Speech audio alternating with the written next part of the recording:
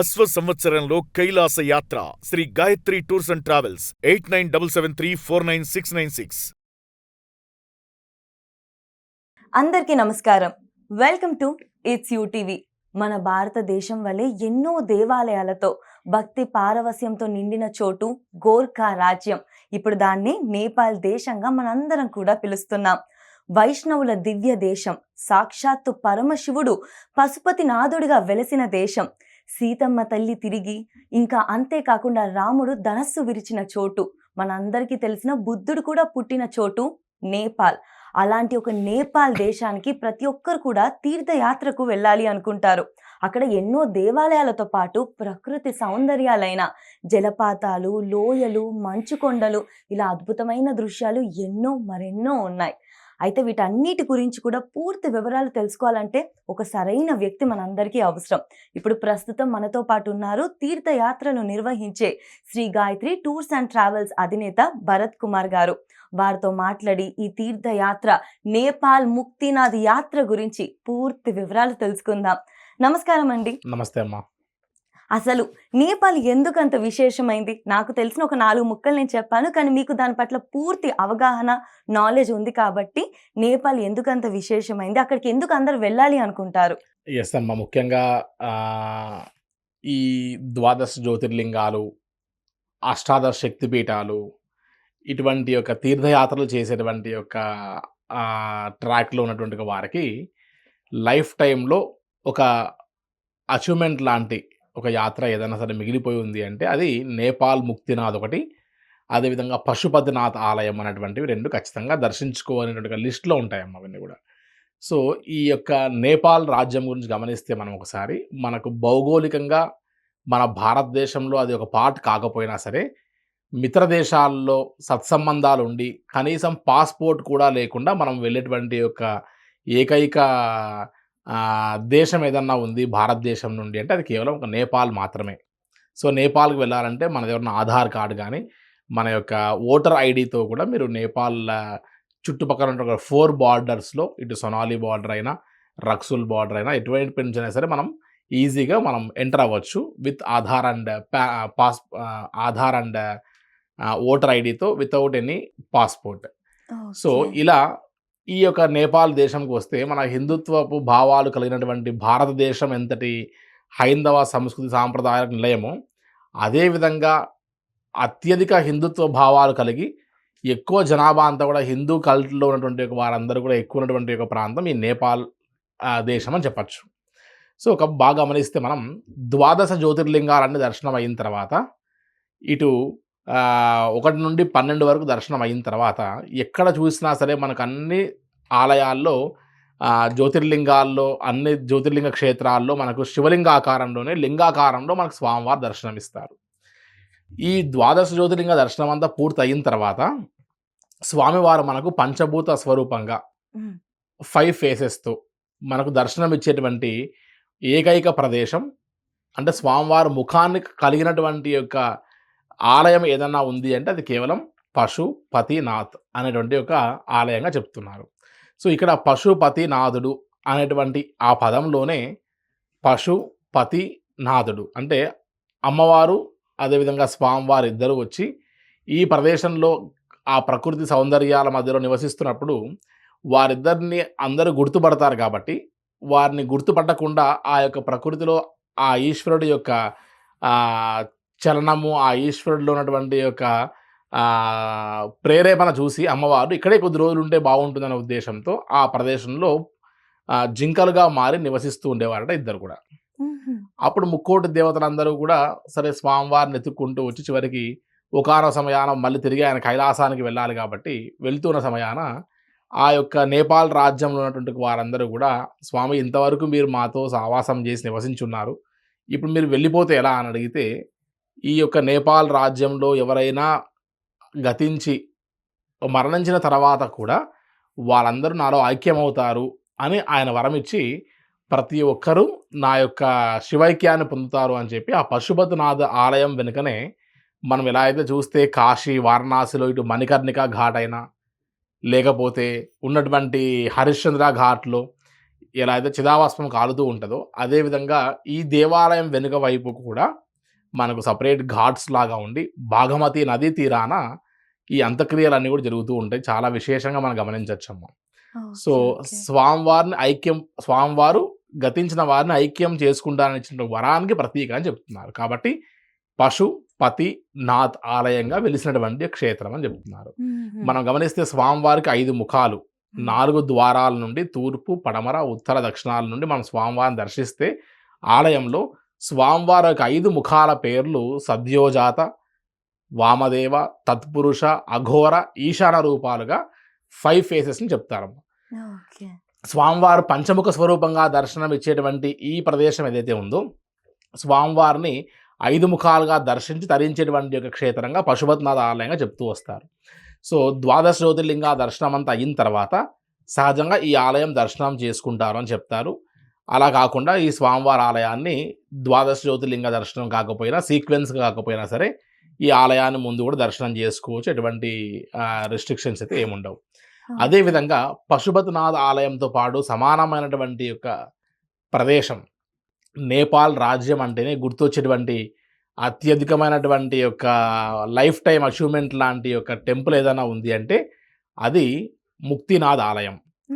మనం ఎలా అయితే చార్ధామ్లో 108 దివ్య దేశాల్లో 108 శ్రీ మహావిష్ణువు టెంపుల్స్ దర్శనం చేసుకుంటారో ఆ 108 దివ్య దేశాల్లో 107 మాత్రమే మన యొక్క భూమండలం పైన ఉన్నాయటమ్మ. అందులో 106 మాత్రం మన భారతదేశంలో ఉన్నాయట. శ్రీరంగం, తిరుమల ఇలా లెక్క వేస్తే 106 క్షేత్రాలు మన యొక్క ఇండియాలో ఉంటే, భారతదేశంలో ఉంటే, ఇండియాలో కాకుండా బయట దేశంలో ఏదైనా ఉంది అంటే 107th ప్లేస్ 107వ దివ్య దేశం ఏదైనా ఉంది అంటే అది ఈ నేపాల్ ముక్తినాథ్ అని చెప్తున్నారమ్మ. సో ఇంకా 108 ఎక్కడ ఉంది అంటే డైరెక్ట్గా వైకుంఠం అనమాట పైన. సో 107 ఇక్కడ ఉన్నాయి. 108వది ఈ ద్వారాలను దాటుకొని చివరికి వైకుంఠ ద్వారం దాటడం అనేటువంటిది మన పైన ఉన్నటువంటి లోకంకి మనం వెళ్ళడం అనేటువంటిది మన జర్నీ స్టార్ట్ అయిన తర్వాత వెళ్ళేటువంటి ప్రదేశం ఆ 108వ దివ్య దేశం అని చెప్తున్నారు.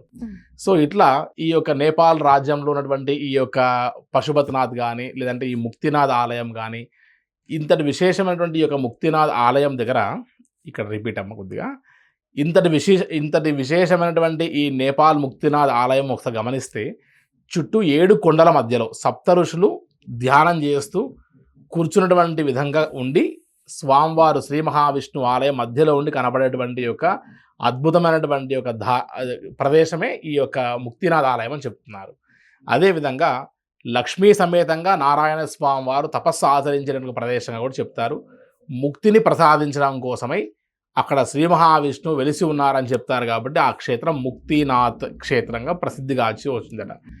108 దివ్య దేశాలకు ప్రతీకగా ఎవరైతే 108 దివ్య దేశాలను వెళ్ళి దర్శించుకునేటువంటి యొక్క ఓపికలు, శక్తి సామర్థ్యము, అవకాశం కలగని వారు ఈ నేపాల్ ముక్తినాథ్ ఆలయానికి వెళ్ళి ఆ ఆలయం చుట్టూ 108 నందీశ్వర్ల నోట్లలో నుంచి ధారలుగా నీళ్లు పడుతూ ఉంటాయమ్మ.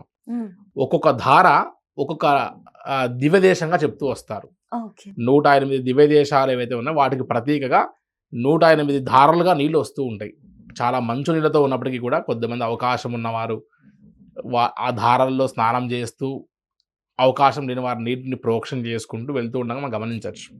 ఈ ఆలయం ముందు ఉన్నటువంటి ఒక 2 ప్రధానమైనటువంటి గుండాలు, ఒకటి యమగుండం, ఇంకోటి మోక్షగుండం అని ఉంటుంది. వాటిలో స్నానం ఆచరించి స్వామివారిని దర్శిస్తే ఈ జన్మకి మనం తిరిగి మోక్షాన్ని ప్రసాదించుకున్నట్టే అని చాలా ప్రతీకగా భావిస్తూ వస్తారమ్మ. ఇటువంటి నేపాల్ ముక్తినాథన్ పశుపతినాథే కాకుండా మనం చూడవలసినటువంటి యొక్క ఇతిహాసాలకి సంబంధించినటువంటి చాలా ఇంపార్టెంట్ టెంపుల్స్ ఉన్నాయమ్మ. ఒకటి గుహేశ్వరి అమ్మవారి శక్తిపీఠం, అమ్మవారి యొక్క పీఠ స్థానం పడ్డ ప్రదేశం మన పశుపతినాథ్ వెనకల. అదేవిధంగా జల్ నారాయణ్, స్లీపింగ్ బుద్ధ అని చెప్తూ వస్తారు, బుఢా నీలకంఠ అని చెప్తూ వస్తారు. సో అది కూడా చాలా విశేషమైనటువంటి యొక్క హిస్టారికల్ పురాణ ఇతిహాసాలతో ముడిపడినటువంటి యొక్క ప్రదేశం.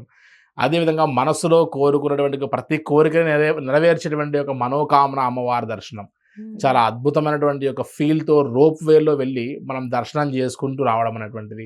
ఇదే విధంగా బుద్ధుడు జన్మించినటువంటి యొక్క ప్రదేశంగా, బుద్ధుడికి జ్ఞానోదయమైన ప్రదేశం బోధ్గయ, కానీ బుద్ధుడు జన్మించిన ప్రదేశం లుంబిని అనేటువంటి ఒక ప్రాంతము. అదేవిధంగా అన్నిటికంటే ముఖ్యమైనటువంటిది జానకి అమ్మవారు జనక మహారాజుకు దొరికినటువంటి ఒక ప్రదేశం జనక్పూర్, సీతామ్మవారు భూమిలో దొరికిన ప్రదేశం సీతామఢి, అదేవిధంగా ధనుర్భగ్నాన్ని జరిగినటువంటి ప్రదేశం ధనుషాధామ్. ఇలా లెక్క వేస్తే మనం చూసుకుంటూ వెళ్తే సుమారుగా ఒక 8-9 రోజులు మనం శ్రద్ధగా టైం కేటాయించుకోగలిగితే ఏది వదిలిపెట్టకుండా నేపాల్ రాజ్యంలో ఉన్నటువంటి యొక్క హిస్టారికల్ ప్లేసెస్ అన్నింటినీ చూసి తరించి ఇటు శివక్షేత్రాలు, ఇటు వైష్ణవ క్షేత్రంతో పాటు శక్తి క్షేత్రాలుగా ప్రసిద్ధిగాంచినటువంటి ఒక అమ్మవారి దర్శనాలను కూడా చేసుకొని ఇటు దైవ చింతనే కాకుండా ఆ నేపాల్లో ఉన్నటువంటి ఆ ప్రకృతి, ఆ క్లైమేట్, ఆ పాజిటివ్ వైబ్స్ వాటిలో తిరిగి వస్తే ఆ యొక్క సబ్కాన్షియస్ మైండ్ కూడా చాలా ఎనలేని ఒక పాజిటివ్ ఎనర్జీ సంతరించుకుంటుందని చెప్పొచ్చమ్మా. అసలు మీరు అవన్నీ చెప్తుంటేనే నాకు ఫుల్ హ్యాపీనెస్ వచ్చేస్తుంది అనమాట. ఎందుకంటే అన్ని కవర్ అవుతున్నాయి. అమ్మవారు, ఇటు శివుడు, ఇంకా ఇటు విష్ణుదేవుడు Yes, అన్ని అమ్మా. కవర్ అవుతున్నాయి. ప్లస్ ఓన్లీ తీర్థయాత్రలు అలా అన్నట్టే కాకుండా పిల్లలకి ఏంటి కొంచెము హ్యాపీనెస్ ఇలా కూడా ఉండాలి కదా. సో మన నేచర్ ని కూడా అక్కడ లోకల్ సైట్ సీయింగ్స్ అయితే డెఫినెట్ గా ఉంటాయి Yes, అంటారు. yes, అమ్మా. చాలా హ్యాపీగా ఉందండి ఇవన్నీ కూడా వినడానికి. కానీ మనం ఎన్ని డేస్ కేటాయించాల్సి వస్తుంది దీనికోసం? ఎస్ అమ్మ, యాక్చువల్గా ఇప్పుడు చెప్పినటువంటి అన్ని ప్లేసెస్ కవర్ చేయాలి అని అంటే ఇప్పుడు మొదలుపెట్టేటువంటి సీతామఢి నుంచి మొదలుపెట్టి జనక్పూర్ నుంచి మొదలుపెట్టి కాఠ్మండులో కనీసం ఒక 2 to 3 days మనం స్టే చేయకపోతే ఎంటైర్ ప్లేసెస్ కవర్ చేయలేము. అక్కడ నుండి మనోకామన, పోఖ్రా లోకల్ సైట్ సీయింగ్స్, అదేవిధంగా ముక్తినాథ్, లుంబిని ఇవన్నీ కవర్ చేయాలంటే కనీసం టైట్ షెడ్యూల్ లేకుండా కాస్త రిలాక్స్డ్గా వెళ్ళి ఏ ప్లేసెస్ని హరీబరీగా వెళ్ళి జస్ట్ ఒక 5-10 నిమిషాలు చూసాము వచ్చామన్నటువంటి వాతావరణం కాకుండా ఆ ప్రదేశాలను మనం ఫీల్ అవుతూ మన యొక్క జర్నీని జాగ్రత్తగా ప్లాన్ చేసుకుంటే అట్లీస్ట్ ఒక 8 nights 9 days పెట్టుకోగలిగితే ఫ్రమ్ హైదరాబాద్ టు హైదరాబాద్ ఈ యొక్క నేపాల్లో చూడవలసిన అన్ని ప్రదేశాలని చాలా కంఫర్టబుల్గా చూసి రావచ్చమ్మా. దీనికి ఏమైనా ఏజ్ లిమిట్ ఏమైనా ఉంటుందా? నేపాల్లో సహజంగా మనం గమనిస్తే ముక్తినాథ్ ఆలయం ఏదైతే ఉందో అది కూడా హై ఆల్టిట్యూడ్ పాయింట్ అని చెప్పచ్చు. లైట్గా ఆక్సిజన్ లెవెల్స్ తక్కువ ఉన్నటువంటి ఒక ప్రదేశంగా మనం భావించవచ్చు. సో అటువంటి ఆక్సిజన్ లెవెల్స్ తక్కువ ఉన్నటువంటి ఈ ముక్తినాథ్ క్షేత్రం దగ్గర మాత్రం లైట్గా మనకు రెస్పిరేటరీ ప్రాబ్లమ్స్ ఉన్న వారికి, లంగ్ ఇన్ఫెక్షన్స్ ఉన్న వాళ్ళకి, బ్రీతింగ్ ప్రాబ్లం ఉన్న వారికి కొద్దిగా ఇబ్బంది అయ్యే అవకాశం ఉండొచ్చు. కాబట్టి హై బ్రీతింగ్ ప్రాబ్లమ్స్ లేకుండా ఉంటే సరిపోతుంది. ఇది మరీ విపరీతమైన హై ఆల్టిట్యూడ్ కాదు కాబట్టి జస్ట్ బేసిక్ పాయింటే అంతే. కాబట్టి ఓవర్ ఆస్తమా లాంటివి ఏమైనా ఉంటే అటువంటి వారు కాస్త జాగ్రత్త పడి మిగతా నేపాల్లో అన్ని ప్రదేశాలు ఓకే, వ్యాలీస్లో మనం ట్రావెల్ చేస్తున్నాం కొండల గుట్టల మధ్యలో ఓకే, బట్ ముక్తినారాయణుడు మాత్రమే హై ఆల్టిట్యూడ్ పాయింట్లో ఉండి మనం హిమాలయన్ కొండల్లో మనం చూసేటువంటి ఒక దేవాలయంగా చెప్తున్నాం కాబట్టి కాస్త బ్రీతింగ్ ప్రాబ్లమ్స్ ఉన్నవారు తగిన జాగ్రత్త తీసుకొని మనం ఈ యొక్క ఆలయ దర్శనం చేసుకుంటే బాగుంటుంది అని చెప్పచ్చమ్మా. ఓకే అండి. అంటే సో మనకి ఏజ్ లిమిట్ అనేది ప్రాపర్గా ఓపిక ఉన్నప్పటికీ కూడా ఆరోగ్య సమస్యలు ఏవైనా ఉన్నాయి అని అంటే మెయిన్గా రెస్పిరేటరీ సేమ్ కైలాష్ యాత్ర విధంగానే అంటారా? ఓకే, ఈ విధమైన జాగ్రత్తలు తీసుకుంటే సరిపోతుంది. మీరు ఇందాకే చెప్పారు, బట్ స్టిల్ ఆడియన్స్ అందరికీ కూడా ఇంకా క్లియర్గా అర్థం అవ్వడం కోసం దీనికి ఇది మన భారతదేశం కాదు, ఇది వేరే దేశం కాబట్టి మనకి ఎటువంటి డాక్యుమెంటేషన్ ఇష్యూస్ ఉండవు కదా, పాస్పోర్ట్, వీసా అని చెప్పేసి. డెఫినెట్ గా మనకి కావాల్సిందల్లా ఆధార్ అండ్ ఓటర్ ఐడి ఉంటే మనం ఈ యొక్క నేపాల్ యాత్రకి వెళ్ళేటువంటిదంతా కూడా గమనిస్తే అమ్మా ఇటు పాట్నా నుంచైనా ఎంటర్ అవుతాం, లేకపోతే గోరఖ్పూర్ నుంచైనా ఎంటర్ అవుతాం ఈ నేపాల్ దేశంలోకి. కాబట్టి మనం ఫ్లై అవుతున్నది కేవలం ఇండియన్ పార్ట్లోనే. మనం ఇంటర్నేషనల్ ఎయిర్పోర్ట్ అనేటువంటి కాఠ్మండు దిగట్లేదు మనం డైరెక్ట్గా. సో కాబట్టి ఎక్కడ కూడా మనకు పాస్పోర్ట్ అవసరం లేకుండా ఓన్లీ ఓటర్ ఐడి లేదా ఆధార్ కార్డుతో మనం యాత్ర పూర్తి చేసుకొని రావచ్చమ్మా. అసలు మనం సంవత్సరంలో ఈ యాత్ర వెళ్ళాలి అనుకుంటే బెస్ట్ టైం ఏంటండి? యాక్చువల్గా ఇదంతా కూడా నేపాల్ రాజ్యం అంతా కూడా వ్యాలీస్తో, కొండలు గుట్టలతో కూడినటువంటిది, హిమాలయాన్ పర్వతాలతో కూడినటువంటిది కాబట్టి సహజంగా మార్చ్ నుంచి మొదలు పెడితే మార్చ్, ఏప్రిల్, మే, జూన్, జూలై, ఆగస్ట్ నెలలో మాత్రం ఈ యొక్క నేపాల్ రాజ్యంలో వర్షాలు పడే కాలం. మనకు జూలైలో ఇది కొద్దిగా హైట్లో ఉంది కాబట్టి వారికి ఆగస్టులో వర్షాలు పడే అవకాశం కాబట్టి ఒక ఆగస్ట్ మంత్ అవాయిడ్ చేసి సెప్టెంబర్, అక్టోబర్లో కూడా ఈ యాత్ర చేయొచ్చు. But November, December, January skip చేస్తే ఓవర్ చలికి ఇబ్బంది పడడం కానీ, లేదంటే ముక్తినాథ్కి సహజంగా వెళ్ళాలంటే ఫ్లైట్స్ మనం లోకల్ ఫ్లైట్స్ వాడవలసి వస్తుంది, chartered flights. So climatical conditions వల్ల ఈ ఫ్లైట్స్ ఫ్లై కాకపోవడము, ఫ్రీక్వెంట్గా క్యాన్సిల్ అవ్వడం లాంటివి జరిగేటువంటి ఒక సమయం ఇది. ఒకటి ఆగస్టులో అయినా లేదంటే నవంబర్, డిసెంబర్, జాన్‌లో అయినా సరే ఈ యొక్క 3-4 మంత్స్‌ని అవాయిడ్ చేసుకుంటే త్రూఅవుట్ ద ఇయర్ మనం ఎప్పుడైనా సరే ఈ యొక్క నేపాల్ యాత్రను చాలా ప్రశాంతంగా చేసుకోవచ్చమ్మా. మనకి మన భారతదేశంలోనే ఆహార పద్ధతులు అనేవి చాలా రకరకాలుగా ఉంటాయి. సౌత్‌లో మనం అలవాటు పడిపోయి ఉన్నాం. నార్త్‌కెళ్తేనే చాలా ఇబ్బంది పడతాం. అలాంటిది ఇంకో దేశానికి వెళ్తున్నప్పుడు వాళ్ళ ఆహార పద్ధతులు ఏంటో మనకి కరెక్ట్‌గా తెలీదు. ఏ విధంగా మనము అడ్జస్ట్ అవ్వగలుగుతాం మరక్కడ? సహజంగా అమ్మ ఇప్పుడు ఎలా అయితే మనం నార్త్ ఇండియాకి వెళ్తే మన ఫుడ్ హ్యాబిట్స్‌కి ఇబ్బంది పడతామో, హ్మ్. అలానే మనం నేపాల్ దేశానికే వెళ్ళేటప్పుడు సహజంగా ఈచ్ అండ్ ఎవ్రీ ప్లేసెస్‌లో వెజిటేరియన్ ఫుడ్ కూడా దొరుకుతుంది. కానీ ఆ లోకల్ ఫుడ్‌ని మన వాళ్ళు అడ్జస్ట్ చేసుకోవడం కాస్త కష్టంగా ఉంటది. కాబట్టి మన యొక్క సౌత్ ఇండియన్ టేస్ట్ తగ్గట్టుగా ఉన్నటువంటి యొక్క బ్రేక్‌ఫాస్ట్సే గానీ, బ్రేక్‌ఫాస్ట్‌లో ఎన్ని వెరైటీస్ ఉంటే అన్ని వెరైటీస్‌తో మనము ఇవ్వాలంటే మన ఫుడ్ లేకపోతే లోకల్ ఫుడ్‌ని వీరు తీసుకొని డైజెస్ట్ చేసుకోవడం కష్టంగా ఉండము.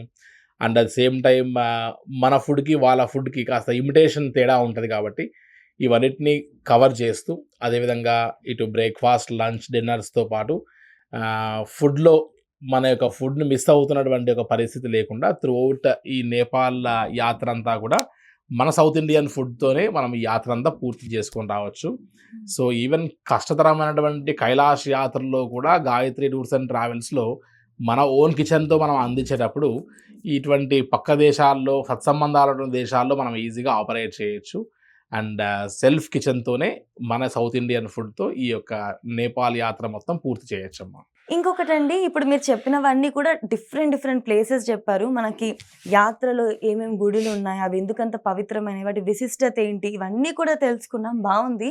కానీ ఒక రోడ్ మ్యాప్ ద్వారా దీన్ని ఇంకా క్లియర్‌గా మాకు చెప్తే ఒక క్లియర్ పిక్చర్ అనేది వస్తుంది. తెలియని వాళ్ళకి కూడా ఒక క్లారిటీ అనేది వస్తుందని.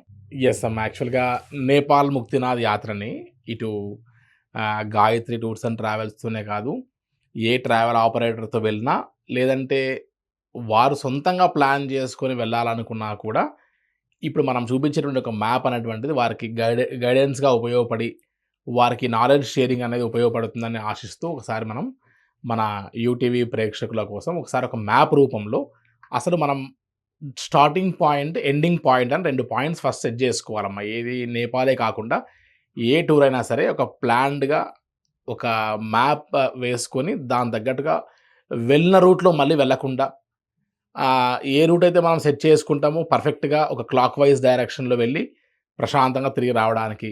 అదేవిధంగా డేస్ ఎక్కువ వేస్ట్ కాకుండా మనం కనెక్టింగ్ డాట్స్‌ని జాగ్రత్తగా ప్లాన్ చేసుకుంటే మనం సాఫ్ట్ అండ్ కూల్‌గా మన యొక్క యాత్రను పూర్తి చేసుకోవచ్చు.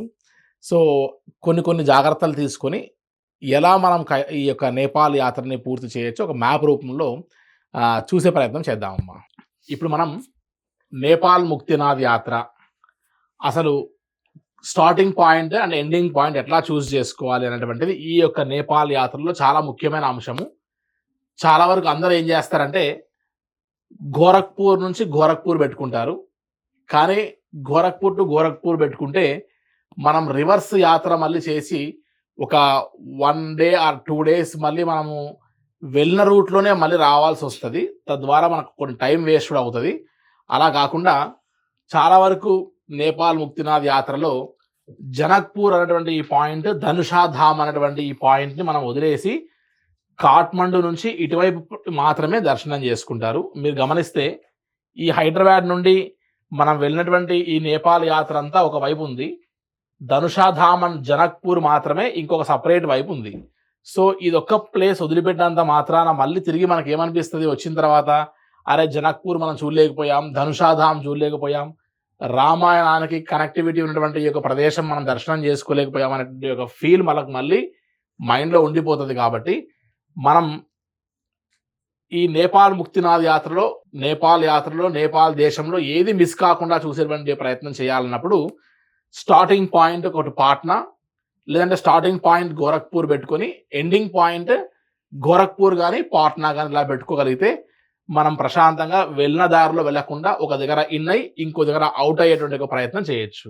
హైదరాబాద్ నుండి మనం జస్ట్ పాట్నా అనేటువంటి ఎయిర్‌పోర్ట్‌కి డైరెక్ట్ 2 అవర్స్ ఫ్లైట్‌లో మనం వెళ్ళిపోయాం. హైదరాబాద్, బెంగుళూరు, చెన్నై ఇటువంటి ప్లేసెస్ నుంచి డైరెక్ట్ ఫ్లైట్ పాట్నా ఉంది. సో, ఈ పాట్నాలో మనం స్టార్ట్ అయినటువంటి మన యాత్ర తిరిగి గోరఖ్పూర్‌లో ఎండ్ అయ్యే వరకు మనకు 2x2 ఏసీ కోచెస్ ఏవైతే ఉంటాయో అదే ఏసీ కోచెస్ మన సొంత కిచెన్ స్టాఫ్తో పాటు మన యాత్ర కొనసాగుతూ వస్తుంది. సో ఇక్కడ పాట్నాలో మన ఎయిర్పోర్ట్ బయట మనకు ఏసీ కోచెస్ రెడీగా ఉంటే ఒక 130 కిలోమీటర్స్ వెళ్ళిన తర్వాత మనకు సీతామడి అని సీతమ్మ వారు జనక మహారాజుకి పొలం దున్నుతూ ఉంటే జనక మహారాజుల వారికి దొరికినటువంటి సీతమ్మ వారు దొరికిన ప్రదేశంగా సీతామడి అనే ప్లేస్కి మనం చెప్తాం. అది ఫస్ట్ డే వెళ్ళి మనం అక్కడ దర్శనం చేసుకొని నైట్ హాల్ట్ ఇక్కడ Nepal and Chinese border just Aadhaar card లేకపోతే మన యొక్క ఓటర్ ఐడితో మనం జస్ట్ ఈ జనక్పూర్ పాయింట్కి వెళ్ళి నైట్ హాల్ చేస్తున్నాం. సో నేపాల్ దేశం అంతా కూడా టూరిస్ట్ ప్రదేశం కాబట్టి ఈ యొక్క నేపాల్లో ఈచ్ అండ్ ఎవ్రీ ప్లేస్లో ఎక్కడ అకామిడేషన్స్కి కానీ లేకపోతే నైట్ స్టేస్ కానీ ఇబ్బంది పడవలసిన అవసరం ఉండదు. అంతా కూడా టూరిస్ట్ దేశంతో కూడినటువంటి ఒక సర్వీస్ కాబట్టి చాలా హై ఎండ్ సర్వీస్. ప్రతి దగ్గర మంచి స్విమ్మింగ్ పూల్స్తో, మంచి అంబియన్స్తో, మంచి నీట్ అండ్ క్లీన్గా ఉన్నటువంటి అకామిడేషన్స్తో మనం ఈ యొక్క యాత్రను ఎంజాయ్ చేయొచ్చు. అరౌండ్ 3 and 4 స్టార్ మధ్యలో ఉన్నటువంటి ఒక ఎమ్యూనిటీస్తో ఈ యాత్ర అంతా కొనసాగుతుంది.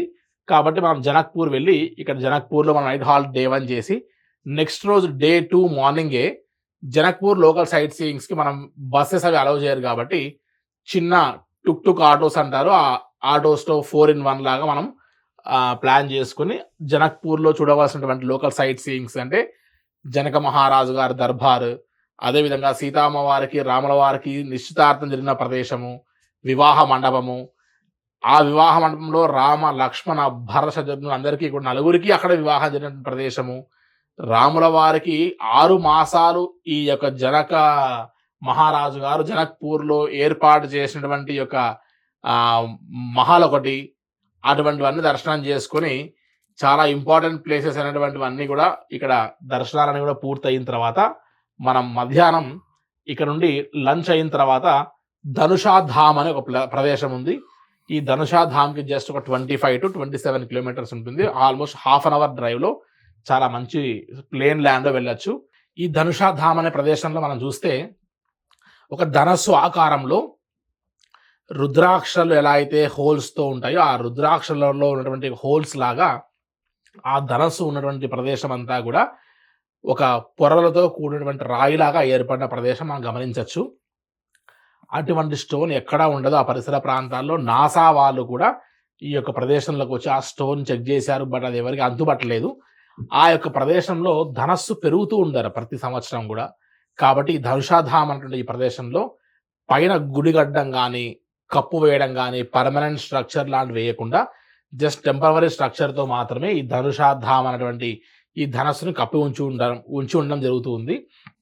ఇక్కడ ఎక్కడైతే పిడి పడిందో పిడి భాగం ఉన్నటువంటి ప్రదేశంలో పాతాళం నుంచి నీళ్లు ఊడుతూ ఉంటాయి. అంటే ఆ రోజు ధనుర్భగ్నం చేసినటువంటి సమయాన ఒక ముక్క వచ్చేసి రామేశ్వరంలో పడితే ఇంకో ముక్క వచ్చేసి జనక్ మహారాజు యొక్క దర్బార్ దగ్గర పడితే ఆ పిడి ఏదైతే ఉందో అది ఇక్కడ పడింది కాబట్టి అది పాతాళం వరకు వెళ్ళిపోయిందట. కాబట్టి పాతాళం నుండి నీళ్ళు వస్తూ ఉంటాయి. ఎప్పుడైతే నిండుగా ఉంటాయో నీళ్లు అప్పుడు నేపాల్ రాజ్యం సుభిక్షంగా ఉంటుందని, ఆ నీరు తగ్గితే నేపాల్ రాజ్యంలో కాస్త ఇటువంటి అవాంఛనీయ సంఘటన లాంటి భూకంపాలు లాంటివి అరిష్టాలు జరుగుతాయని వారు బాగా గట్టిగా నమ్ముతారు ఈ వాటర్ లెవెల్ని చూసి. సో ధనుషాధామ్ చూసిన తర్వాత డే 2 నైట్ హాల్ట్ మనం ఒక 200 కిలోమీటర్స్లో మనం కాఠ్మండు వెళ్ళి నేపాల్ క్యాపిటల్ అయినటువంటి కాఠ్మండులో మనం స్టే చేస్తాం. సో కాఠ్మండులో చూడవలసినటువంటి యొక్క ప్లేసెస్ కాస్త ఎక్కువ ఉంటాయి కాబట్టి కనీసం మనం 2 days కంప్లీట్గా మనం కాఠ్మండులో స్టే చేయవలసి వస్తుంది. డే 2 నైట్ హాల్ట్ మనం కాఠ్మండు వెళ్ళి చేరుకొని డే 3 ఎర్లీ మార్నింగ్ మనకు 12 జ్యోతిర్లింగాలన్నీ దర్శనం అయిన తర్వాత పంచముఖ స్వరూపంగా కనపడేటువంటి పశుపతినాథ్ ఆలయంలో మనం అభిషేకం కుదిరితే లేదా దర్శనం లాంటివన్నీ కూడా ఉదయాన్నే వెళ్ళి మనం ఆ కర్తులన్నీ కూడా పూర్తి చేసుకొని అక్కడ నుండి మనం మళ్ళీ హోటల్కి వచ్చేసి మనం బ్రేక్ఫాస్ట్ అన్ని పూర్తి చేసుకొని కాఠ్మండు లోకల్ సైట్ సీయింగ్స్లో అతి ముఖ్యమైనటువంటి కొన్ని ప్రదేశాలు ఖచ్చితంగా చూడవలసినటువంటి ఉన్నాయి. వాటిలో గుహేశ్వరి అమ్మవారి యొక్క శక్తిపీఠం, తర్వాత పవలింపు శయనంలో ఉన్నటువంటి యొక్క జలనారాయణ్, అదేవిధంగా డోలేశ్వర్ మహాదేవ్, కేదార్నాథ్ యొక్క ఆలయం సంబంధించిన కనెక్టివిటీ టెంపుల్, చార్ధామ్ యాత్ర మీకు సంపూర్ణం కావాలంటే ఈ యొక్క నేపాల్లో కాఠ్మండులో ఉన్నటువంటి యొక్క డోలేశ్వర్ మహాదేవ్ ఆలయం మనం దర్శనం చేసుకోకపోతే ఈ యొక్క చార్ధామ్ యాత్ర సంపూర్ణం కాదు అని చెప్తారు. సో ఈ యొక్క డోలేశ్వర్ మహాదేవ్ తర్వాత సాంగా అని ఒక చాలా పెద్ద ఎత్తైనటువంటి శివుడి యొక్క విగ్రహం మెటల్తో ఉంటుంది, చాలా చూడవలసిన ప్రదేశం. ఆ తర్వాత దర్బార్ స్క్వేర్, స్వయంభూ బుద్ధ, నేపాల్ రాజ్యంలో రాణిగారి యొక్క దర్బార్, ఇవన్నీ కూడా దర్శనం చేసుకుని మనం కాఠ్మండులో డే 2 తర్వాత డే 3 నైట్ హాల్ట్ కూడా ఇక్కడే చేస్తున్నాం. కాఠ్మండులో కాస్త లోకల్ సైట్ సీయింగ్స్ అన్ని పూర్తి అయినప్పటికీ షాపింగ్స్ లాంటి వాటి కోసం కాస్త లెదర్ ఐటమ్స్, రుద్రాక్ష లాంటివి షాపింగ్ చేయాలంటే కాస్త సమయం ఉండాలి కాబట్టి కాస్త ఫ్లెక్సిబుల్గా ఒక ఫ్రీ డే కోసం మనం డే 4ని అక్కడ మనం పెట్టుకుంటున్నాం. ఇక్కడ ఇంకో ఎక్స్ట్రా యాక్టివిటీస్గా ఏమైనా మనం ప్లాన్ చేసుకోవాలి అనుకుంటే ఈ కాఠ్మండు నుంచి జస్ట్ ఒక 25-30 మినిట్స్ డ్రైవ్లో ఒక పాయింట్ ఉంటుంది. ఆ పాయింట్ వరకు వెళ్ళి Everest base camp, Annapurna hills సంబంధించినటువంటి ఆ యొక్క వ్యూ అంతా కూడా మనం ఒక హెలికాప్టర్ రైడ్లో చేయొచ్చు. అరౌండ్ ఒక 10,000 రూపీస్ ఇండియన్ కరెన్సీలో మనం టోకెన్ని తీసుకొని మనం ఆ యొక్క ఏరియల్ వ్యూ లాంటి దర్శనం కూడా చేసుకోవచ్చు ఆ యొక్క సైట్ సీయింగ్ ప్రదేశాల్లో. లేకపోతే జస్ట్ షాపింగ్స్ చేసుకొని ఈ యొక్క డే 4 నైట్ హాల్ట్ కూడా మనం కాఠ్మండులో స్టే చేస్తాం. ఇక్కడ నుండి డే 5 ఎర్లీ మార్నింగ్ మనం బ్రేక్ఫాస్ట్ అన్ని కూడా పూర్తి చేసుకున్న తర్వాత ఒక 100 కిలోమీటర్స్ దూరంలో మనం మనోకామన అమ్మవారికి సంబంధించిన బేస్ క్యాంప్ వరకు వెళ్ళిపోతాం. అక్కడ వరకు వెళ్ళిన తర్వాత చాలా థ్రిల్లింగ్ ఎక్స్పీరియన్స్ అయినటువంటి రోప్ వే, చాలా సేఫ్టీ సెక్యూరిటీగా ఉంటుంది. అసలు వరల్డ్లో సెకండ్ లాంగెస్ట్ రోప్ వేగా ప్రసిద్ధిగాంచినటువంటి ఈ యొక్క మనోకామనాదేవి శక్తిపీఠానికి మనం దర్శనానికి కోసం వెళ్తున్నాం. మనం ఎలా అయితే తిరుమలలో 7 కొండలు దాటిన తర్వాత శ్రీ మహావిష్ణువు కొలువై ఉన్నారో వెంకటేశ్వర స్వామి వారు, అట్లానే ఇక్కడ కూడా మనోకామనాదేవి మనస్సులో ఉన్నటువంటి కోరికలు నెరవేర్చేటువంటి అమ్మవారిగా శక్తిపీఠంగా వెలిసినటువంటి ఒక అమ్మవారు, చాలా ప్రసిద్ధిగాంచినటువంటి దేవాలయానికి మనం రోప్ వే ద్వారా వెళ్ళి మనం అమ్మవారి దర్శనం చేసుకొని చక్కగా మనం తిరిగి మళ్ళీ బ్యాక్ వచ్చేసి ఈ బస్ పాయింట్ వరకు రోప్ వేలో వచ్చేసి ఇక్కడ నుండి జస్ట్ ఇంకొక 3 అవర్స్ డ్రైవ్లో ఒక 100 కిలోమీటర్ల దూరంలో మనం పోఖ్రా అనే ఒక ప్లేస్కి వెళ్తాం. ఈ టోటల్ నేపాల్లో ఒకటి కాఠ్మండు అండ్ పోఖ్రా, ఈ రెండు కూడా కాస్త టూరిస్ట్ పాయింట్స్ అని చెప్పచ్చు. ఎక్కువగా మనం ఒక ఫారెన్లో ఉన్న ఫీలింగ్ కానీ, ఫారినర్స్ని చూసే ప్రదేశం కానీ, లేదా నెంబర్ ఆఫ్ ప్లేసెస్ చూడవలసినటువంటి ఒక ప్రదేశం కానీ పోఖ్రా అని చెప్పచ్చు. ఈ పోఖ్రా అనేటువంటిది మనం ఫర్దర్ వెళ్ళాల్సినటువంటి ముక్తినాథ్ ఆలయానికి ఇది బేస్ క్యాంప్గా చెప్పచ్చు. మనం ఈ పోఖ్రా పాయింట్కి చేరి డే 5 నైట్ హాల్ట్ చేసిన తర్వాత డే 6 ఎర్లీ మార్నింగ్ మనం జామ్సమ్కి ఫ్లై అవ్వాల్సి ఉంటుంది. ఒక్కొక్క ఫ్లైట్లో 18 మెంబర్స్ లాగా చార్టెడ్ ఫ్లైట్స్ ఇవి. సో హిల్ ఏరియా ప్రదేశం, మౌంటైన్స్ అన్ని ఇక్కడ నుంచే మొదలవుతాయి. ల్యాప్ ఆఫ్ హిమాలయాస్ అని చెప్తారు. సో హిమాలయన్ మౌంటైన్స్ అన్ని మొదలయ్యేటువంటి ఒక ప్రదేశము. సో పోఖ్రా టు జామ్సమ్ అనేటువంటి ఈ ప్రదేశానికి వెళ్ళడానికి మనకు ఫ్లైట్లో 30 మినిట్స్ ఫ్లైట్ టైం ఉంటుంది. సో ఎర్లీ మార్నింగే మనం క్లైమేట్ వెదర్ చాలా క్లియర్గా ఉంటుంది కాబట్టి బిఫోర్ 6 వరకు మనం ఎయిర్పోర్ట్ చేరుకోవాల్సి ఉంటుంది. సో డే 6 మనం ఎర్లీ మార్నింగ్ జామ్సమ్ ఫ్లై అయ్యి ఈ జామ్సమ్ నుండి మనం ఆ ఎయిర్పోర్ట్ బయటే అన్నీ కూడా చాలా వుడెన్ హౌజెస్తో, చాలా ఆ ప్రకృతికి తగ్గట్టుగా చాలా బ్యూటిఫుల్ వ్యూస్తో ఉన్నటువంటి హోటల్స్ ఉంటాయి. సో అక్కడ మనం కాస్త రెస్ట్ తీసుకుంటాం ఒక 1/2 అవర్ 1 అవర్లా. ఎందుకంటే హై ఆల్టిట్యూడ్ లైట్గా అడుగు పెట్టాం కాబట్టి జస్ట్ కొద్దిగా hot water, hot coffee, tea అని తీసుకుని సెట్ అవుతాం. మనం బాగా గమనించాల్సిన విషయం ఏంటంటే Pokhara to Jomsom climatical conditions మీద బేస్ చేసి మనకు ఇక్కడ ఫ్లైట్ అనేటువంటిది ఫ్లై అవ్వడం జరుగుతుంది. సహజంగా మనం మార్చ్, ఏప్రిల్, మే, జూన్, జూలై, తర్వాత ఆగస్టులో వర్షాకాలం కాబట్టి అవాయిడ్ చేస్తున్నాం. సెప్టెంబర్, అక్టోబర్ వరకు ఈ ఫ్లైట్ ఇష్యూస్ ఏమి ఉండవు.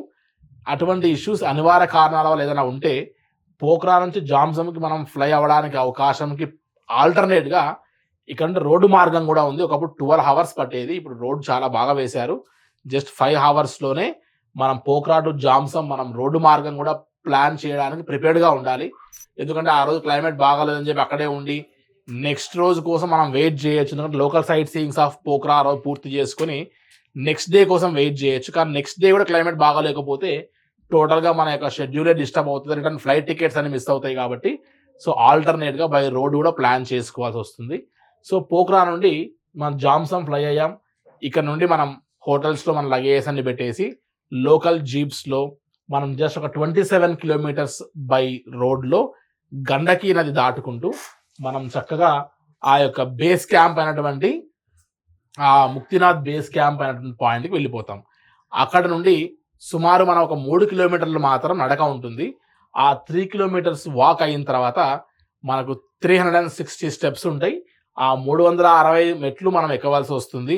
ఈ 3 కిలోమీటర్స్ కానీ ఆ 360 స్టెప్స్ కానీ అవాయిడ్ చేయాలి అంటే మనం ఇండియన్ కరెన్సీలో ఒక 1000 రూపీస్ మనం పెట్టుకోగలిగితే మనకు గుర్రం కూడా అందుబాటులో ఉంటుంది. సో మన యొక్క బాడీ కేపబిలిటీ బట్టి నడవడం పెద్ద ఈజియెస్ట్ టాస్కే, కానీ ప్రత్యామ్నాయంగా గుర్రం కూడా పెట్టుకొని ఇంతవరకు వెళ్ళి ముక్తినాథ్ దర్శనం చేసుకోవచ్చు. ఇందాక చెప్పినట్టుగా ఆ ముక్తినాథ్ ఆలయం చుట్టూ 108 నందీశ్వరుల యొక్క నోట్లలో నుండి ధారలుగా వచ్చేటువంటి ఆ స్వామివారి యొక్క ఆశీస్సులుగా శ్రీ మహావిష్ణు ప్రసాదంగా భావించినటువంటి 108 దివ్య దేశాల యొక్క తీర్థంగా భావిస్తారు. స్వామివారి ఆలయం చుట్టూ సప్త ఋషులు తపస్సు చేస్తున్నట్టుగా 7 కొండల మధ్యలో స్వామివారి దర్శనం ఇస్తూ ఉంటారు. ఒక యమగుండం అండ్ మోక్షగుండం లాంటి గుండాలు ఉంటాయి. చల్ల ప్రదేశం కాబట్టి, ఐస్ వాటర్ కాబట్టి మీ యొక్క ఆరోగ్య పరిస్థితిని బట్టి చూసుకొని కుదిరితే ప్రోక్షణ చేసుకొని ఉండడం చాలా ఉత్తమమైన పరిస్థితి అని చెప్పచ్చు.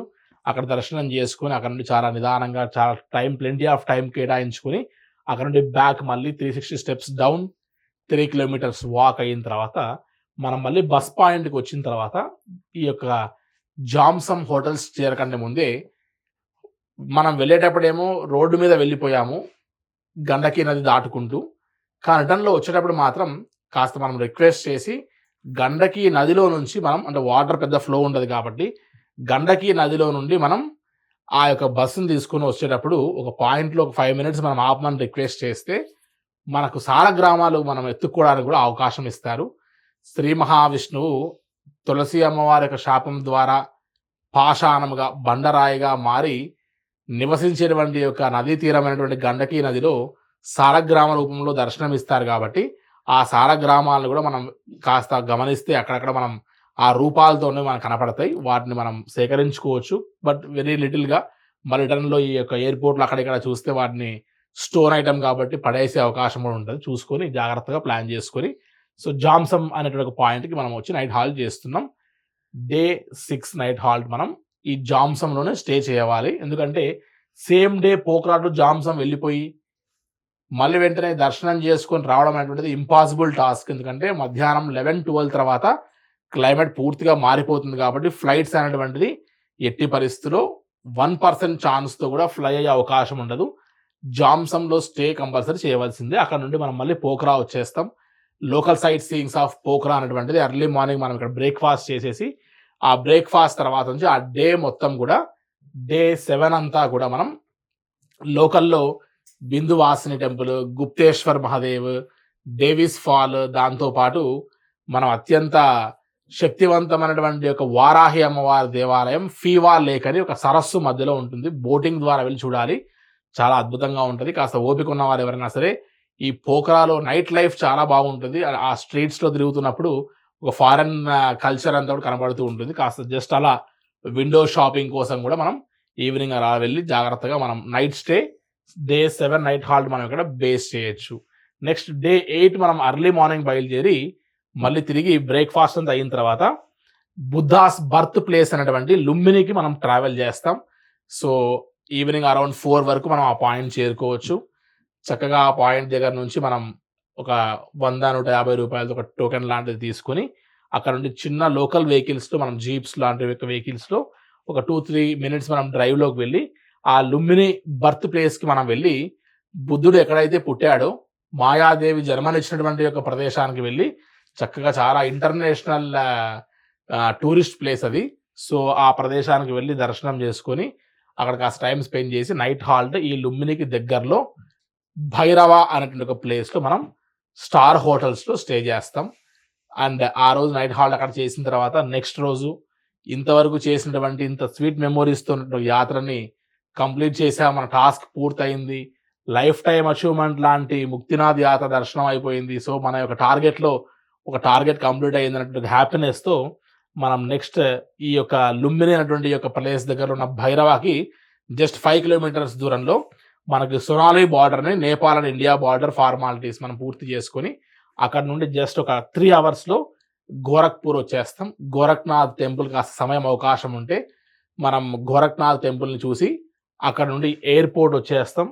హైదరాబాద్ ఆర్ బెంగళూరు ఆర్ చెన్నైకి మధ్యాహ్నం 1:30, 2, 3, 4 ఆ టైం వరకు మనకు ఫ్లైట్స్ అన్ని అందుబాటులో ఉంటాయి కాబట్టి మనం డే 9 ఈవినింగ్ వరకు హైదరాబాద్, చెన్నై ఆర్ బెంగళూరు చేరుకున్నటువంటి షార్ట్ అండ్ స్వీట్గా ఏది మిస్ అవ్వకుండా మనం అన్ని కంప్లీట్ చేసేటువంటి అద్భుతమైనటువంటి ఒక నేపాల్ ముక్తినాథ్ యాత్రగా చెప్పొచ్చు. అసలు చాలా క్లియర్‌గా ఉందండి. అంటే ఇది ఎంత ఇన్ఫర్మేటివ్‌గా ఉందంటే ఈ మ్యాప్ ఒక్క స్క్రీన్ షాట్ తీసుకుంటే తెలియని వాళ్ళకి కూడా ఒక ప్రాపర్ క్లారిటీ అనేది వస్తుంది. అండ్ మోర్ ప్లస్ ఏంటంటే ఇందులో అడ్వాంటేజ్ మనం వెళ్ళిన ప్లేస్ నుంచే మళ్ళీ రిటర్న్ రావట్లేదు. చాలా ప్లేసెస్ కవర్ అయ్యే విధంగా తక్కువ డేస్‌లో ప్రొడక్టివ్‌గా అంటే సెలవులు పెట్టుకొని వచ్చే వాళ్ళకి కూడా బాగా కలిసొచ్చే విధంగా ప్రాపర్‌గా ఉంది ప్లానింగ్. Very informative. ఇంకా నాలెడ్జబుల్‌గా కూడా ఉంది. ప్రతి ఒక్కరు షేర్ చేసుకోవాల్సిందే ఇది. అండ్ అంతే కాకుండా మీరు చెప్పిన ఈ యాత్ర, ఈ విశిష్టత అంతా బావుంది. కాపోతే మిడిల్ క్లాస్ ఫ్యామిలీస్ కూడా అఫోర్డ్ చేసుకునే విధంగా వాళ్ళ స్తోమతకి తగ్గట్టుగా మనం ఈ యాత్రని మనం కస్టమైజ్ చేసుకోవచ్చా? ఒక మనిషికి సుమారుగా ఎంత అవుతది?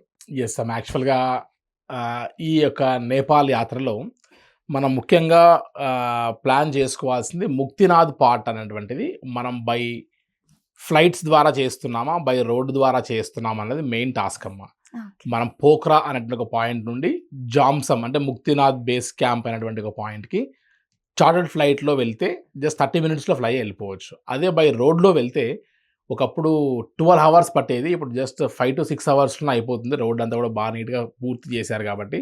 సో, మనం ఆ యొక్క రోడ్‌లో కాకుండా ఫ్లైట్స్ యూజ్ చేస్తే కొద్దిగా బడ్జెట్ పెరగచ్చు. అండ్ ఇక్కడ నుండి పాట్నా లేదంటే గోరఖ్పూర్ అప్ అండ్ డౌన్ హైదరాబాద్‌కి మనం ట్రైన్స్ తీసుకుంటే డేస్ పెరుగుతాయి. ఇందాక అన్నట్టుగా 8 నైట్స్ 9 డేస్ కాకుండా 12 డేస్ అవుతది ఒకవేళ ట్రైన్ యూజ్ చేస్తే. సో, మనము ట్రైన్ ప్యాకేజ్ తీసుకొని ముక్తినాథ్‌కి బై రోడ్ వెళ్తే ఆల్మోస్ట్ ఒక 50,000లోనే మనం ఈ యొక్క నేపాల్ యాత్ర పూర్తి చేయొచ్చు. Plus or okay. మైనస్‌లో. హ్మ్. అలా కాకుండా మనము Hyderabad to Patna or Gorakhpur to and fro flights తీసుకొని నేపాల్ ముక్తినాథ్‌కి సంబంధించినటువంటి పోఖ్రా, జామ్సమ్ కూడా మనం ఫ్లైట్ తీసుకుంటే ఇంకొక 25,000 అలా పెరగచ్చు. ఈ ఓకే. ఫ్లైట్స్ యాడ్ అవుతున్నాయి. అండ్ ఆ ట్రైన్స్ మైనస్ అవుతున్నాయి. రోడ్ రూట్ మైనస్ అవుతుంది ముక్తినాథ్‌లో కాబట్టి. సో, ప్లస్ ఆర్ మైనస్ పైన కూడా పెద్దగా ఖర్చులేముండవు. హిడెన్ చార్జెస్ ఈవెన్ ఏ యాత్రలో అయినా సరే జస్ట్ ఆటో రిక్షా ఫేర్స్, వారి పర్సనల్ షాపింగ్స్, పూజా రిచువల్స్ తప్ప ఇక్కడ ఎక్స్ట్రా, అక్కడ ఎక్స్ట్రా అని చెప్పి మధ్యలో మనం వారిని ఎక్స్ట్రా బర్డన్స్ వేయం కాబట్టి ఓవరాల్‌గా ఒక 1,000-2,000 రూపీస్ పైన ఉంటే ఈ యొక్క నేపాల్ యాత్రలో ఎంట్రీ టికెట్స్ లాంటివన్నీ కూడా పూర్తి చేసుకోవచ్చు కూడా ఎక్కువ పెద్దగా ఖర్చు కాకుండా. సో, విలాసవంతంగా వెళ్ళినా అరౌండ్ ఒక 75,000లో మనం నేపాల్ యాత్ర ప్రశాంతంగా చేయొచ్చు. కొద్దిగా మనం లో బడ్జెట్‌లో వెళ్దాం అనుకున్నా 50,000లో కూడా ఏ ప్లేసెస్ మిస్ కాకుండా చాలా ప్రశాంతంగా చేయొచ్చమ్మా. ఖచ్చితంగా అండి. మీకు అసలు ఈ ఏరియాలో, ఈ ఫీల్డ్‌లో చాలా ఎక్స్‌పీరియన్స్ అయితే ఉంది డెఫినెట్‌గా. చూసే వాళ్ళకి మా యూటీవీ ప్రేక్షకులకి జర్నీ చేయాలి అని అనుకుంటే మీరేదైనా ఒక మంచి టిప్ చెప్తారా ఏదైనా? అంటే జాగ్రత్త తీసుకోవాల్సిందైనా ఏదైనా ఒక చోటుకెళ్ళేటప్పుడు ముఖ్యమైనది ఏంటి? మనకు తెలియని ప్లేస్‌కి వెళ్ళినప్పుడు? యెస్ అమ్మా. యాక్చువల్‌గా ఏ యాత్ర చేయాలనుకున్నా, ఇప్పుడు సపోజ్ మనం ఒక షార్ట్ ట్రిప్ ఫ్యామిలీతో మనం వెళ్ళాలనుకుంటే కూడా, మనం వెళ్ళేటువంటి ముందే మనం ఏం చేస్తాం సహజంగా, ఒక రోడ్ మ్యాప్ అనుకొని, ఏ ప్లేసెస్‌కి ముందే మనము వెళ్తున్నామని చూసుకొని, ఆయా ప్లేసెస్‌కి వెళ్ళిన తర్వాత అక్కడికి వెళ్ళి సొంతంగా వర్కౌట్ చేయడం కాకుండా, హ్మ్. ముందుగానే మనం ప్లాన్డ్‌గా వెళ్ళగలిగితే, హ్మ్. అంటే మన టైం అనేటువంటిది ఆయా ప్లేసెస్‌కి వెళ్ళిన తర్వాత అక్కడికి వెళ్ళి అకామిడేషన్స్, అక్కడికి వెళ్ళి లోకల్‌లో చూసుకునేటువంటి ఏర్పాట్లు, అక్కడికి వెళ్ళి బై రోడ్డా, బై ఫ్లైటా ఇవన్నీ చూసుకునేసరికి వాళ్ళ టైం కిల్ ఏదో వస్తది. అవును. సో, ఆ టైం కిల్లింగ్ కాకుండా ముందుగానే జాగ్రత్తగా ప్లాన్ చేసుకొని, అన్నీ ఒక సిస్టమాటిక్ వేలో మనం ప్లాన్ చేసుకొని వెళ్ళగలిగితే, వెళ్ళిన దగ్గర నుంచి కూడా మనం షార్ట్ అండ్ స్వీట్‌గా అంటే మనం చాలామంది ఒక యాత్రకు వెళ్తారు కానీ, దానికి దగ్గరలో ఒక 10 కిలోమీటర్లలో, 20 కిలోమీటర్లలో చాలా మంచి ఇంపార్టెంట్ ప్లేస్ ఉంటది. అంత దూరం వెళ్ళి అయ్యో! ఆ దగ్గరలో అది మర్చిపోయామే, అది చూడకుండా వచ్చేసామే, అదొక జ్యోతిర్లింగము, ఒక శక్తిపీఠము అటువంటి ఇంపార్టెంట్ ప్లేస్ ఏదైనా అయ్యున్నప్పుడు, హ్మ్. అయ్యో! అంత దూరం వెళ్ళి అది చూసొచ్చాము, మిస్ అయిపోయాము మనము అనే ఫీల్ కలగకుండా, ఏదైనా సరే ఒక ఒక ప్రాంతానికి అది నేపాల్ అయినా, శ్రీలంక అయినా, వారణాసి అయినా, తమిళనాడైనా, ఏ యాత్రకు వెళ్ళినా సరే అటువైపు సరౌండింగ్స్‌లో ఏవి మిస్ కాకుండా జాగ్రత్తగా ప్లాన్డ్‌గా మనం వెళ్ళగలిగితే మనం వన్స్ ఇంకొకసారి లైఫ్ టైంలో మళ్ళీ అదే ప్లేస్కి మళ్ళీ ఇంకోసారి వెళ్ళడం కాకుండా ఒక సిస్టమేటిక్గా దశల వారీగా మనం మన యొక్క భారతదేశంలో అండ్ భారతదేశం బయట ఉన్నటువంటి శ్రీలంక, ఇటు నేపాల్, ఇటు కైలాష్, ఇటు వియత్నాం, కాంబోడియాలో ఉన్నటువంటి మన యొక్క విష్ణుమూర్తి టెంపుల్ అటువంటి ప్లేసెస్ అన్నీ కూడా సిస్టమేటిక్గా కవర్ చేయొచ్చు అనేటువంటిది ఒక చిన్నపాటి సజెషన్గా భావించవచ్చమ్మా. ఖచ్చితంగా అండి. అసలు ఇంకో మరీ ముఖ్యమైన విషయం ఏంటంటే అమ్మా, యాక్చువల్గా ఈ యాత్రలన్నీ మనం ఏం చేద్దాంలే, ఏదో విహారయాత్రలకో వినోదయాత్రలకో వెళ్దాంలే అని అనుకున్నటువంటి ఈ జనరేషన్లో కూడా మీరు అబ్జర్వ్ చేస్తే సహజంగా ఇటువంటి ఆధ్యాత్మిక ప్లేసెస్ని కేవలం భగవంతుడు, దేవుడు, దర్శనము, పూజ, అభిషేకము ఇవి కాకుండా దానికంటే నెక్స్ట్ లెవెల్ అంటే మనం అక్కడికి వెళ్ళి మనము మన మైండ్ సెట్కి మనం ఆపాదిస్తూ ఉన్నాము, అట్ ద సేమ్ టైం మన సబ్కాన్షియస్ మైండ్కి ఏం ఫీడ్ ఇస్తున్నాము, అక్కడికి వెళ్ళి డిఫరెంట్ ప్లేసెస్లో different architecture, different food habits, different culture, different environment ఇన్ని చూసినప్పుడు మన యొక్క సబ్కాన్షియస్ మైండ్లో ఉన్న పారాచూట్స్ అన్నీ ఓపెన్ అయ్యి అసలు మనిషి అనేవాడు ఎలా బ్రతకాలి అనేటువంటి యొక్క ఈ లైఫ్ స్టైల్కి తెలియాలి అని అంటే ఈ అన్ని ప్లేసెస్ని ఎక్స్ప్లోర్ చేయాలి. అండ్ ఆయా ప్లేసెస్కి వెళ్తే గెయిన్ చేసేటువంటి ఒక పాజిటివ్ ఎనర్జీ వల్ల మన లైఫ్ కూడా అలా పాజిటివ్గా మారుతూ వస్తుంది. సహజంగా ఒక 10 మంది ఒక ఆఫీస్లో పనిచేసేటువంటి వారి లైఫ్ స్టైల్ చూసుకుంటే మనం గమనిస్తే ఇటువంటి ఆధ్యాత్మిక క్షేత్రాలు అన్నీ తిరుగుతూ ఉన్నటువంటి వారి లైఫ్ స్టైల్కి, అన్నీ తిరిగిన తర్వాత ఉన్నటువంటి వాడి మైండ్ సెట్లో ఉన్నటువంటి ఒక భావాలకి, ఇటువంటి ఆధ్యాత్మిక ప్లేసెస్ కానీ ఎక్స్ప్లోర్ చేయనటువంటి వారికి వారి యొక్క ఫిజికల్గా, మెంటల్గా, వారి యొక్క మాటలో, యాసలో, భాషలో ప్రతి దాంట్లో మనం డిఫరెన్సియేషన్ గమనించవచ్చమ్మ. కాబట్టి ముఖ్యంగా ఈ తరపు యువత అసలు ఇవన్నీ ప్రదేశాలని ఎక్స్ప్లోర్ చేసి తిరిగి వాటిలో ఉన్న ఎసెన్స్ని మనం ఆపాదించుకుంటే నెక్స్ట్ ఫ్యూచర్ జనరేషన్ కూడా ఈ యొక్క యాత్రలో ఉన్నటువంటి ఒక అనుభూతిని మనం ప్రసాదించవచ్చమ్మా. ఖచ్చితంగా అండి. ఎందుకంటే ఇవన్నీ కూడా ఏదో రిటైర్మెంట్ ఏజ్‌లో చూసే ప్లేసెస్ కాదు. యంగ్ ఏజ్‌లో మనకు ఓపిక ఉన్నప్పుడు వెళ్లి చూస్తే ఆ మెమరీస్ లైఫ్ టైమ్ కూడా మనం గుర్తు చేసుకుంటూ సంతోషంగా ఉండొచ్చు. అండ్ ఇప్పుడు ఓపిక ఉంటది కాబట్టి చాలా ఎనర్జీగా కూడా మనం అక్కడికెళ్ళి యాక్టివ్‌గా అన్ని ప్లేసెస్ చూడొచ్చు. అండ్ మీరు అన్నట్లుగా ఓన్లీ గుడికి సంబంధించినవే కాకుండా మనకు లోకల్ సైట్ సీయింగ్స్ ఉంటాయి. ఆ నేచర్‌ని కూడా మనము ఆస్వాదించే అవకాశం అయితే మనకి డెఫినెట్‌గా లభిస్తుంది. ఇప్పుడున్న ఈ స్ట్రెస్ మెయిన్‌గా ఈ మెంటల్ ప్రెషర్ ఆఫీస్‌లో ఐటీ జాబ్స్‌లో చేసే వాళ్ళందరికీ ఏమనుకోకుండా లాంగ్ వీకెండ్స్ తీసుకొని ఆ విధంగా ప్లాన్ చేసుకొని ఓ 8-9 డేస్‌ని మనం ఇన్వెస్ట్ చేయగలిగితే ఆ వచ్చే పీస్ ఆఫ్ మైండ్‌తోని మనం ఫ్రెష్‌గా స్టార్ట్ చేసుకోవచ్చు. హ్యాపీగా వర్క్ చేసుకోవచ్చు. అందరికీ కూడా బ్రేక్ అనేది ఖచ్చితంగా అవసరం. మనం పరిగెడుతూనే ఉంటాం జీవితంలో ఎప్పటికీ. కానీ మధ్య మధ్యలో ఈ చిన్న చిన్న బ్రేక్స్ ఇచ్చే రిఫ్రెష్‌మెంట్ గానీ, ఆ పీస్ ఆఫ్ మైండ్ గానీ మన గ్రోత్‌కి డెఫినెట్‌గా హెల్ప్ చేస్తది. ఆ పాజిటివ్ ఎనర్జీ డెఫినెట్‌గా మనకు తోడుగా ఉంటుంది. అండ్ మీలాంటి వాళ్ళు కూడా ఇలా ముందుకొచ్చి మాకు ఈ గైడెన్స్‌ని ఇస్తా ఉంటే ఏది ఇంపార్టెంట్ అని ఒక అవేర్‌నెస్ కూడా డెఫినెట్‌గా పబ్లిక్‌లో పెరుగుతుంది.